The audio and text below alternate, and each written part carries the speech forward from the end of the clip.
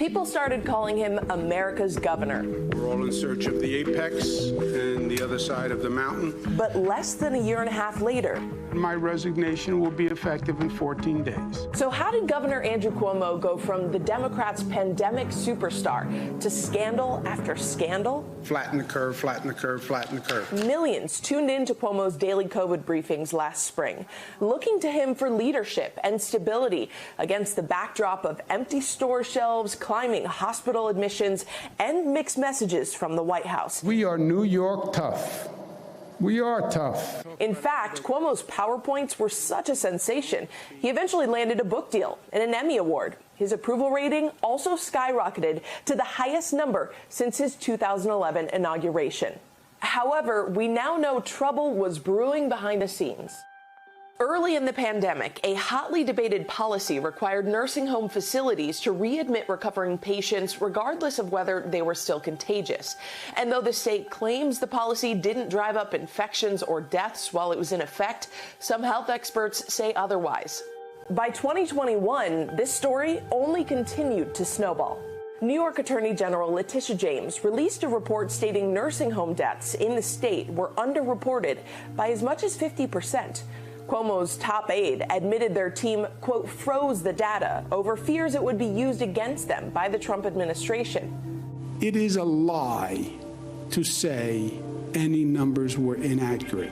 However, this controversy would quickly become overshadowed by yet another scandal. Hits just keep coming for Governor Cuomo. A former aide of his is accusing him of sexually harassing her, including unwanted kissing and touching while she worked in his administration. All eyes suddenly turned to Lindsey Boylan, an aide who worked for Cuomo from 2015 to 2018. In a December tweet thread, she accused the governor of sexually harassing her for years. And in February, she published specific details in a post on Medium, accusing Cuomo of kissing her on the lips and touching her lower back, arms, and legs. Cuomo's office rejected Boylan's account, but the allegations just kept coming. Second woman has come forward with claims of sexual harassment. Bennett says he asked whether she'd ever been with an older man. What were you thinking as he's asking you these questions?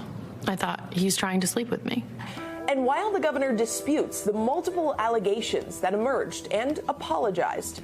I'm sorry for whatever pain I caused anyone.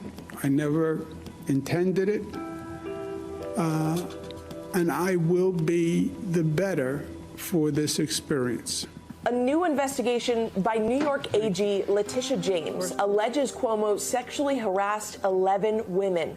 I believe women, and I believe these 11 women.